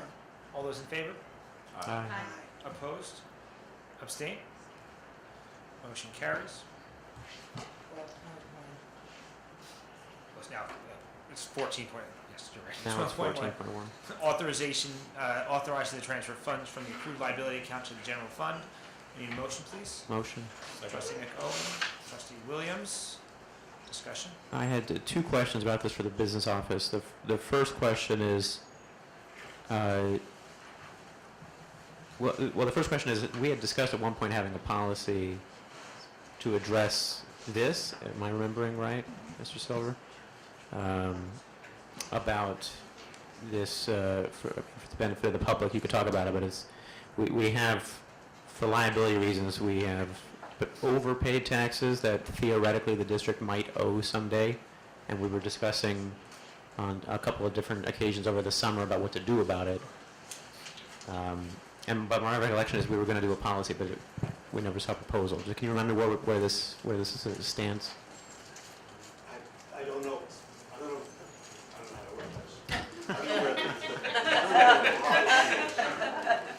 Well, I don't think we have one, right? So we just have these funds that just keep accumulating, right, Dr. Hamilton? So forever and ever, right? Maybe I should give you just a primer on this. Yes. So I have no idea. The policy went nowhere, or the discussion of the policy went nowhere. We had advice from legal counsel that, well, first, these are 2,149 overpayments of taxes by taxpayers going back 34 years. Yeah, many years, right. So back to 1984, this began. This now totals $1,990,000. Advice from legal counsel is that the statute of limitations is between 6 years and 1 year on this. Depending on the type of claim that would be made, right? And so we have determined that it would be prudent to remove this from liabilities and put it as an additional revenue to this year's budget for everything over 6 years old. And so that's what this contemplates, $1.2 million out of the $1.9 million, leaving $700,000 of period of time that's a long period of time which people can do this. Now, we don't know anybody's names or addresses. All we have are the amounts that were paid and block and lot number going back to 1984. And so counsel has advised, and our auditor, who was here before, has also advised that we can remove this from our liabilities and take it as an additional revenue. If that revenue is not used during the school year, it becomes a part of our fund balance and therefore used for whatever purpose next year. Right. Thank you. Yeah, I mean, that's consistent with our discussion, and I have no objections, and I assume that's the district's intent going forward is to just, anything over 6 years on a rolling basis. Yes, We'll we just discussed that with the no auditor longer tonight. escrow for us. Essentially, it's like escrowing in our budget forever is what has been happened, right? Yes, because there'll be more every year, presumably. Of course, right. And what we will do is each year we will do that same 6 years, so whatever comes up in the next year, so it'll be a small amount of income every year into the budget. Right. Okay. These are, you have the lovely problem of having overpaid your taxes. You sent your mortgage company too much money, and they paid it for you, and nobody, got lost in the paperwork 20 years ago, $1,000 here, $2,000 here, whatever. That's where all this money comes from. If I overpaid my taxes, I would claim it. I just want everyone to know that. Were you here in 1984? But there are people who don't. So. I have no further questions. We have a motion. All those in favor? Aye. Aye. Opposed? Abstain? Motion carries.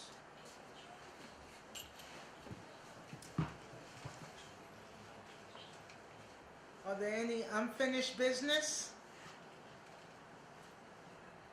I just wanted to mention, there was a comment maybe last meeting or a meeting before that the trustees should start going around and looking at the schools. And it's something that has been discussed a number of times. And myself, Trustee Miller, and Trustee Torres have been actually doing 3 schools every week.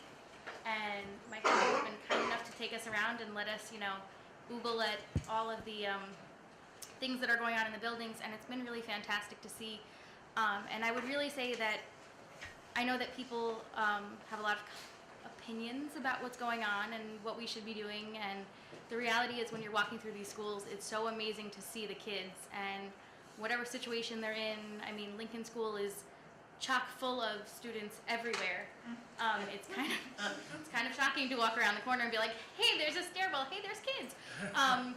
But they're doing such amazing work, and and not a single kid looked at us and was like, there are strangers in my school. They were like, hey, look, people, we're going to keep, doing work, and we're going to keep rocking out. And it was very nice to see. And just so everyone knows, we are going to be hitting every building within the next few weeks, and that way no one feels left out. I think it may be a decent conversation where that we can have to possibly be assigned to a school or two that we regularly go out to, and that might rotate, because the same concerns we have with bringing parents to our functions, parents have the same concerns with bringing the board members out to the community. So that would be Fantastic idea. I think that would really be a start to actually spur it. We had assigned. Used to do that, The yeah. trustees had assigned. But I didn't do it this year, so maybe we'll do it, very, very soon. Yeah. To assign people, pick the school that you wanna work with. But we used to do it. I mean, last year, we all had assigned schools. And I know Trustee Miller's in here, but that's something that the Family and Community Engagement Committee has talked about repeatedly as ways to engage, whether it's just Q&As or brunch meetings or dinner meetings or whatever, to get some of us out to different, in the other school buildings. We are very aware that even though we put things on Facebook Live and we record the meetings and they're on YouTube, and we try to be as accessible as possible, we're never going to be perfectly accessible, so. Especially now with the reconfiguration, with so much going on, and there's certain intersections where you might notice something, there may be a light out, we can communicate to the city. There may be an intersection where there's a needed crossing guard there or needed extra signage, for traffic to understand, like children crossing. So we have these pockets that we need to actually really, in our eyes, kind of focus on these things in our work. So it would be really beneficial. It would, and I know at one time before I had said to the liaisons or to principals that please invite us to your PTA meetings so that we can come, even if we don't say too much, we're there to show being present, and then we might can answer a question or two. So please invite us, have your principal invite us to the PTA meetings so that we know what's going on with you all too. Madam President, I just have one more thing. I just wanted to mention that the Budget Committee meeting is actually going to be held at 8:45 in the morning and not at 8 a.m. So just wanted to let everyone know, make that correction.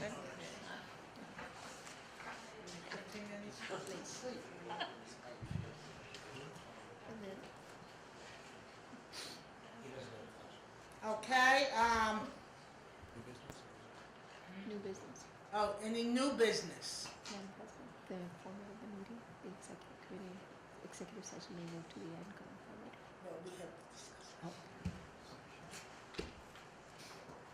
This is for today, right now. Any new business?